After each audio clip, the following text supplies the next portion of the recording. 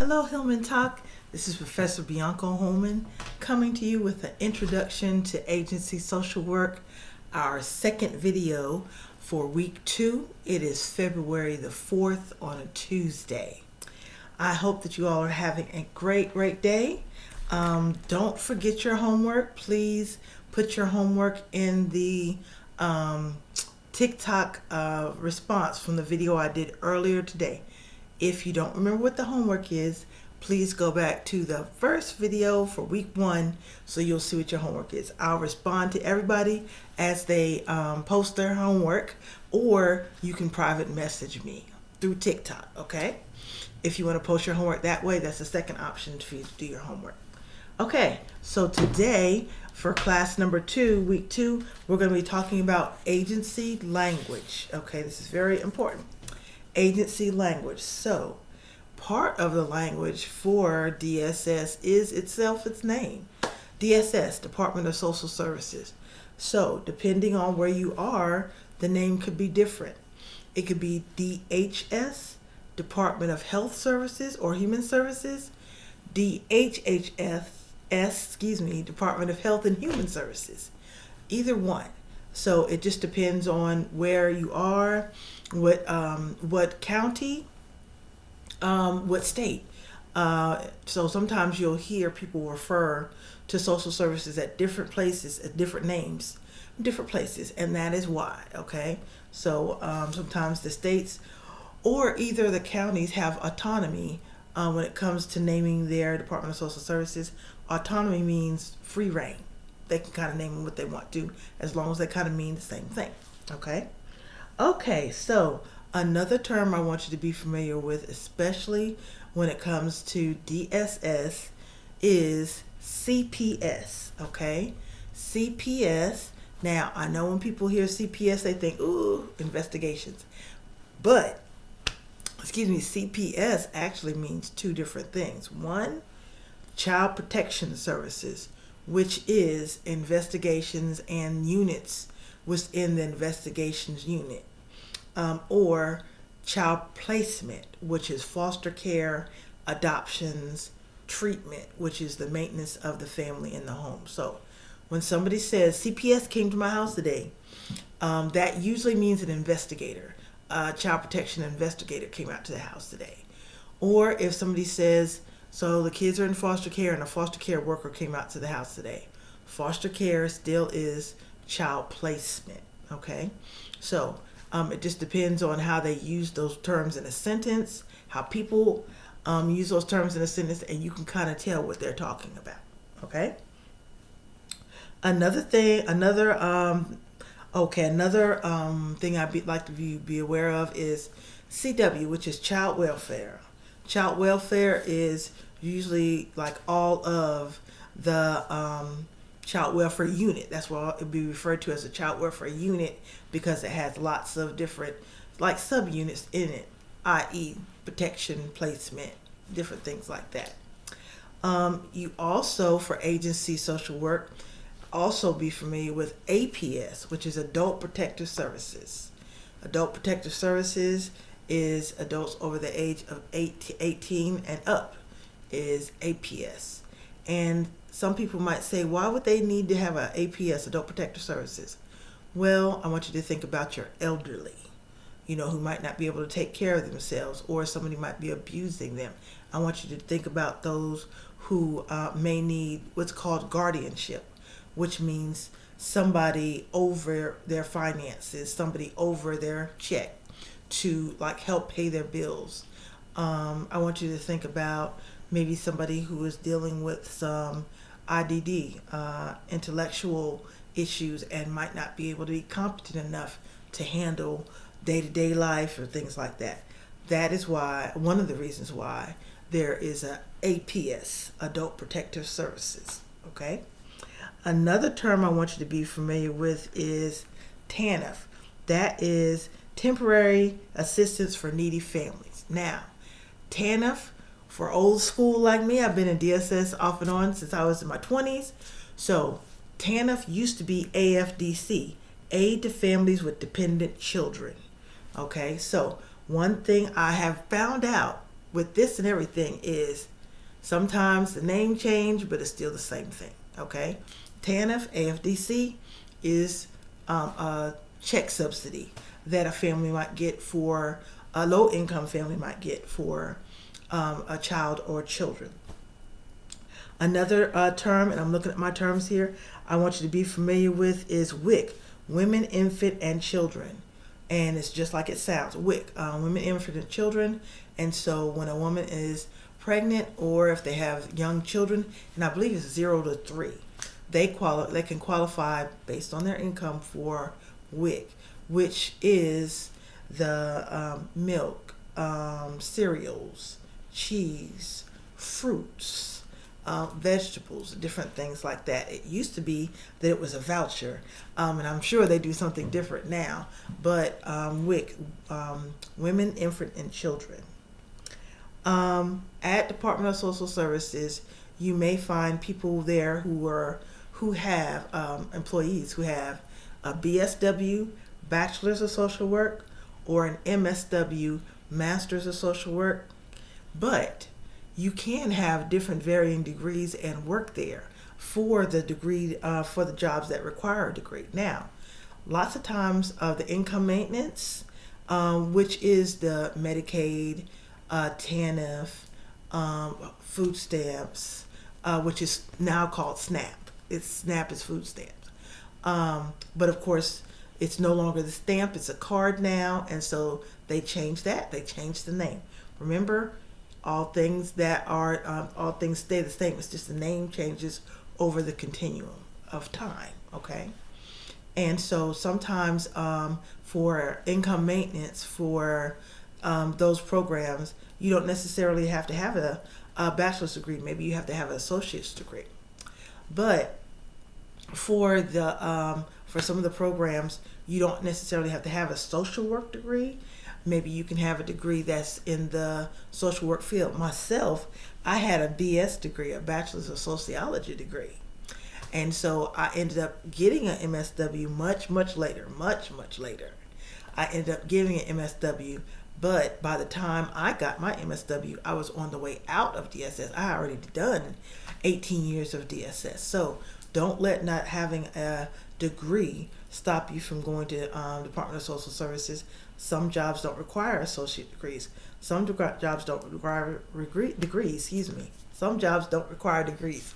So, like you have admin, you have the that staff, the support staff, records. There's lots of daycare. We didn't even talk about daycare vouchers and daycare. So different departments. Okay, we also have GA, which is General Assistance. And so what that is if there is somebody that is having like a financial crisis, usually, and I would request that you do this if you're going to do it. Go the first of the month when there's the most money to Department of Social Services, and they have General Assistance. And with the General Assistance, they will, you have to qualify for it now. Pay a bill for you, but you have to prove that you can pay that bill after that. Like you have to prove that this is not something that you're going to depend on, that this is a one-time thing, okay? And that is usually General Assistance, at least in the ones that I worked at, was in the Adult Services Department because it dealt with adults. Anything that, if you had kids, they're going to send you to child placement to ask for that pot of money. Okay, another term I want you to be familiar with is, LCSW, Licensed Clinical Social Worker. Okay, lots of times when you're dealing with the LCSW, that is still a social worker, but it's a counseling licensed social worker. So sometimes you'll find LCSWs in the Domestic Violence Department, which is sometimes located at Department of Social Services. Okay, and if they have a domestic violence department, somewhere I'm sure they have a domestic violence shelter, even though it's unnamed and very obscure in the community, okay, for reasons that could be understood. Okay, we was talking about food stamps, SNAP. SNAP stands for Supplemental Nutrition Assistance Program, okay? And like I said, it was also food stamps, which is a food purchasing assistance for low income clients, sorry. Guardianship. So guardianship is something that it is through Department of Social Services as far as placement is concerned. And lots of times guardianship will be for adults, like we talked, for adults who may need guardianship, and it also can be for kids. Somebody can get guardianship of a child, and guardianship of a child, and we'll talk about that along the lines too when we're talking about different types of custody for kids. Okay. A term, since we're talking about terms also, is case management. So case management is just like it sounds. It's kind of maintaining the case, taking care of the case, following up on the case, asking, hey, how are the kids doing?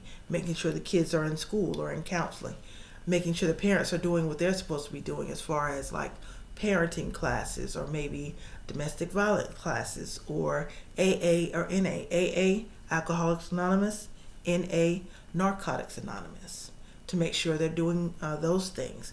Just maintaining, just like it sounds, case management of that case. Okay. So we're going to go on to now case documentation and reports.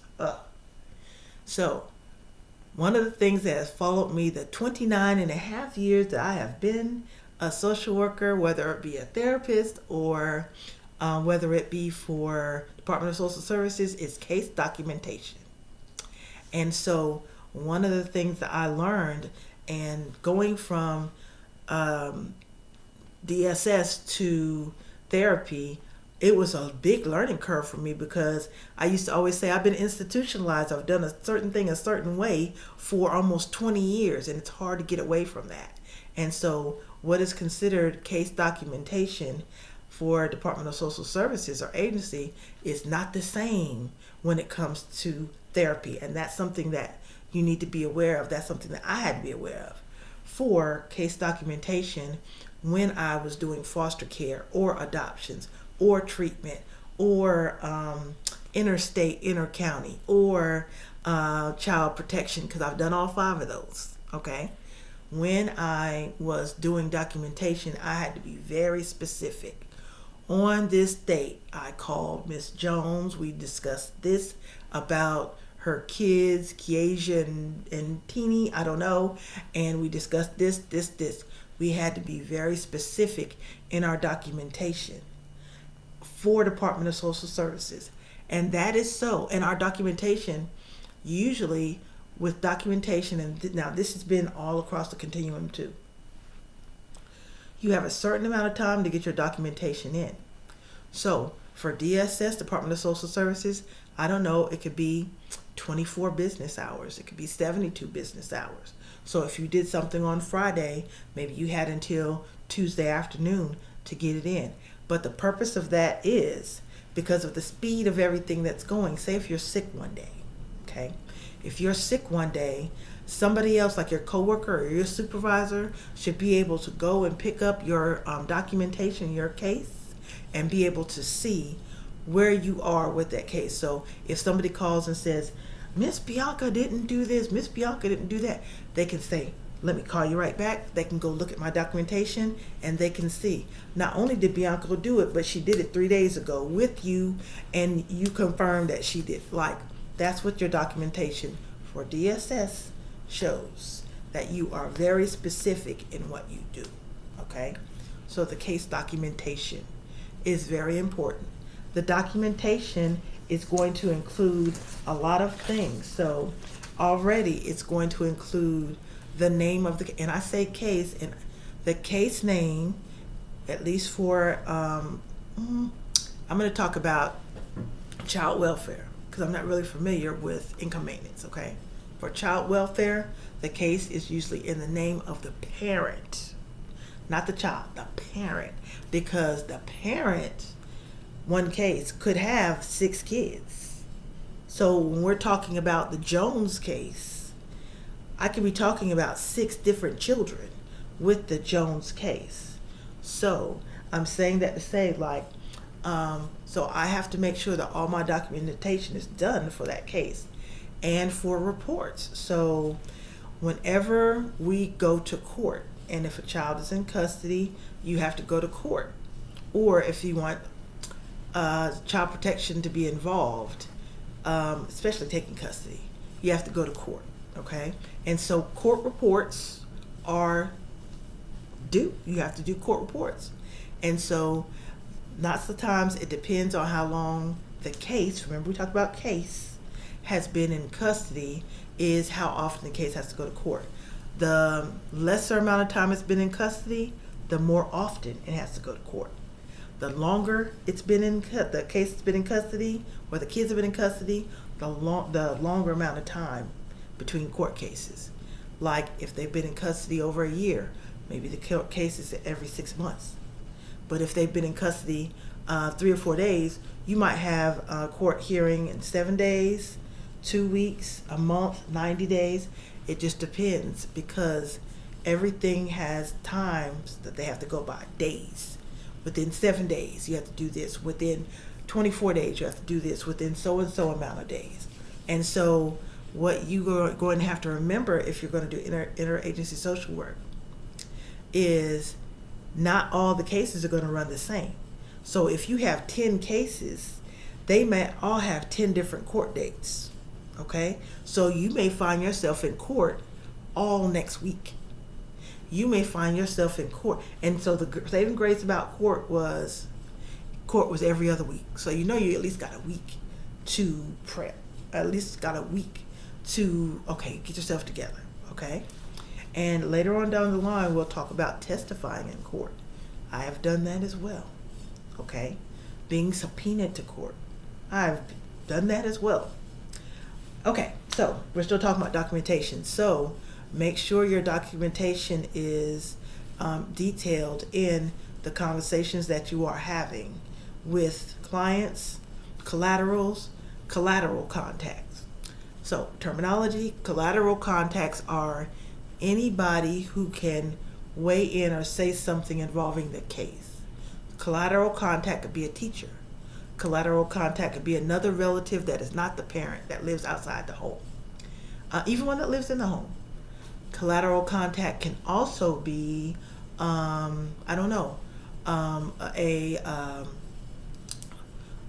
probation officer. Now, let me tell you this. From my experience, if the person is on probation and they are adult, they have a probation officer. If the person is on probation and they are a child, they have a court counselor. Now, that's what it's been called in my area. It might be called something different in your area. So a court counselor is a probation officer for a child, in my experience, okay? So you have to look up in your experience. Okay, so we talked a little bit about documentation, so I want to end out the night talking about communication with colleagues, clients, and stakeholders. So again, you have to make sure your documentation reflects the conversation that you've had. I carried a notebook around with me all the time. And let me give you a tip too. I took shorthand in 8th grade, and I learned how to type in the 7th, okay? So typing is going to come in hand when doing your reports. I've been typing since I was 12, 40 years, okay? Since I was 12, it comes in handy because you're going to have to type your reports. If you're not typing reports or dictation, then you're dictating, and sometimes the secretary or the support staff is doing that. I would implore you, learn how to type so you don't have to wait around for your stuff, okay? So you don't have to wait for anybody else for you to be right. You learn how to type, okay? Also, I learned how to do shorthand, like I said, when I was in 7th or 8th grade. I can't remember which one. But anyway, I do a lot of shorthand. People still tell me, I don't see how you can read your writing. And that's on purpose, because sometimes people are standing over your shoulder while you're writing or taking notes about them, and I don't want them to know what I'm saying. So sometimes I'm doing shorthand, or I have my own abbreviations. So, some abbreviations might be W slash, with the, W slash the. Or if I'm saying, instead of saying Miss Jones said this, I might have Mom said this. Now, I know that the page I'm writing on is about the Joneses because I might have an abbreviation for Jones or something like that, okay? But for communication, I still carry something to write with all the time with me. People used to tease me about I take notes everywhere all the time. I'm always taking notes. If I don't have a pen and paper, I'm taking them on my phone because my favorite saying is, I'm trying not to forget what I need to remember. I'm trying not to forget what I need to remember. So, for communications that you might have with family, kids, stakeholders, anything, co-workers, you have to write it down, jot it down. Because remember, we talked about before, you have to document 480 minutes a day, every single day. And so make sure you date your pages too. Date your pages, okay? So you can go back to, you can flip in your notebook, and I always had a 5-subject notebook, okay? And it wasn't this subject for this family, this subject for this family. I might have 20 pages with 20 different families, but I know I can go back to this certain date and I talk to this family or this person about this regarding this family, okay? Like, you have to develop your own system to keep up with your own stuff because it's going to be fast-paced, okay? It's going to be fast-paced. When you're working in child placement, child protection, DSS. Remember, we talked about like income maintenance sometimes have 300 cases. It's fast-paced. You have to develop a system that works for you. Now, my system might not work for you. You have to develop one that works for you, one that you understand. I don't have to understand it. You have to understand it, okay? So remember that. Okay, so communication with colleagues. So even though you might work in income maintenance, you might have to talk with somebody in child placement, child protection, because the child has been removed from the home and now the Medicaid has been stopped. On that side, there is a Medicaid that is specifically for kids in custody. So, like, it's a myriad of things that you have to learn and always have to keep, like, in your mind when you're dealing with interagency social work. There's a lot of different people you're going to be talking to.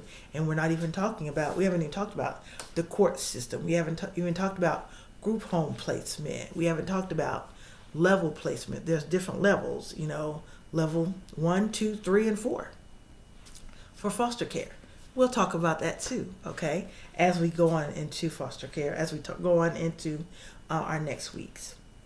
Week number 3, next Tuesday, we're going to be discussing tips for success in agency social work. Look at you all syllabus. Remember that I posted the syllabus in my stories, so you can go back and look at my stories. You can look at the pictures where it has my syllabus. And as a matter of fact, as I'm talking to you all, I'm going by my own syllabus. I'm going by the course syllabus, okay? So remember, tomorrow is Wednesday. Wednesday, we're going to have the all things social work tip, where it just gives a tip, whether it be about DSS social work, mental health social work, military social work, hospital social work. I'm going to give you a tip on that. That'll just be a minute, and that'll be on TikTok. If you have any questions, please feel free to ask. Your homework, okay?